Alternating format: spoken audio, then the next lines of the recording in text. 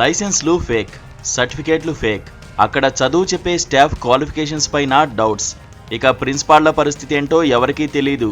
ఇది the great Ravindra Bharati schools బండారం.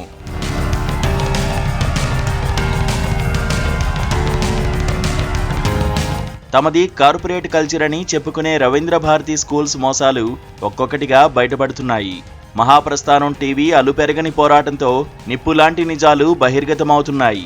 ఉత్తరాంధ్రలోని Ravindra Bharati schools మొత్తం ఫేక్ సర్టిఫికేట్ల మీదనే నడుస్తున్నాయనే వార్తలు సంచలనం సృష్టిస్తున్నాయి. టెక్కలి మొదలుకొని విశాఖ వరకు అన్ని Ravindra Bharati schools the same story.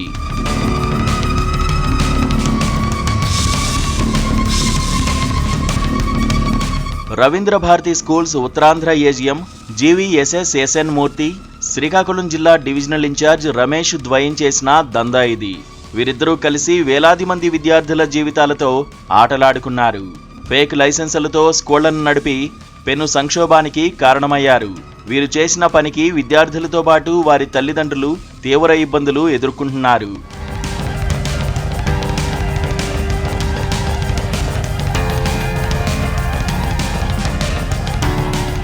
అయితే మహాప్రస్థానం టీవీ ఎంతో ధైర్యం చేసి వీరి దందాను బయటపెట్టింది. విద్యార్థుల జీవితాలతో ఆటలాడుతున్న రవీంద్ర భారతి స్కూల్స్ దారుణాలను ఎండగట్టింది. ఇక మహాప్రస్థానం వరుస కథనాలతో Srikakulam SSC board assistant commissioner Mahaprasthanam టీవీతో మాట్లాడారు. రవీంద్ర భారతి స్కూల్స్ గురించి అడిగి తెలుసుకున్నారు. త్వరలోనే ఈ స్కూల్స్ పై చర్యలు తీసుకుంటామని హామీ ఇచ్చారు. ఇక రవీంద్ర భారతి స్కూల్స్ దారుణాలపై విద్యార్థి సంఘాలు మండిపడుతున్నాయి. ఆ స్కూల్స్ ఆట కట్టించేందుకు భారీ ఉద్యమానికి సిద్ధమవుతున్నాయి. పిల్లల జీవితాలతో చెలగాటమాడే రవీంద్ర భారతి స్కూల్స్ ను నడవనీయబోమని హెచ్చరిస్తున్నారు విద్యార్థి సంఘాల నాయకులు. రవీంద్ర భారతి స్కూల్ వద్ద మనం ఉన్నాము. ఇదే స్కూల్ వద్ద సంవత్సరంలోనే జనవరి 9వ తారీఖున మనం ధర్నా అనేది ఏర్పాటు చేయడం జరిగింది. కానీ ఇప్పటి వరకు కూడా దానిపై ఎవరు కూడా ఎటువంటి చర్యలు కూడా తీసుకోలేదు. దీనికి పర్మిషన్స్ లేవని మనకి స్థానిక ఎంఈఓ గారు మరి డిఈఓ గారు కూడా ఒప్పుకోవడం జరిగింది.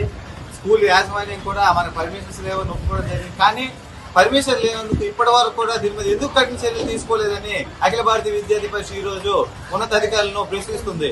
అలాగే మనం ఈ రోజు ఇక్కడికి వచ్చిన వెంటనే డిఓ గారికి ఫోన్ చేయడం జరిగింది. వెంటనే అతను మన స్కూల్కి రావడం జరిగింది. రేపు ఇదే స్కూల్ ను అతను తాళాలు వేస్తానని చెప్పి మనకు చెప్పడం జరిగింది.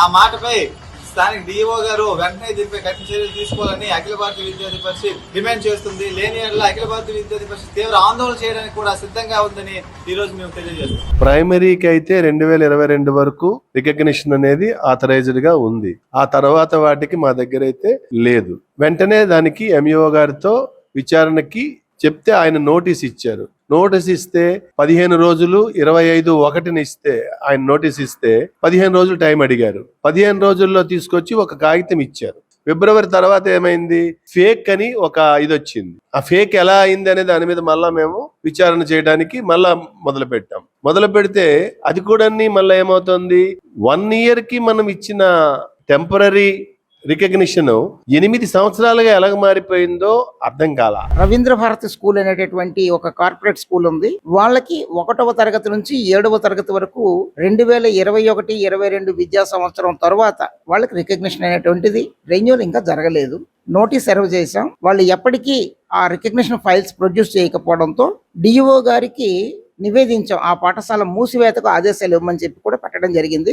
టెక్కలి మొదలుకొని ఉత్తరాంధ్ర జిల్లాల్లోని అన్ని రవీంద్ర భారతి స్కూల్స్ ముందు ఆందోళనలు చేస్తామని హెచ్చరిస్తున్నారు.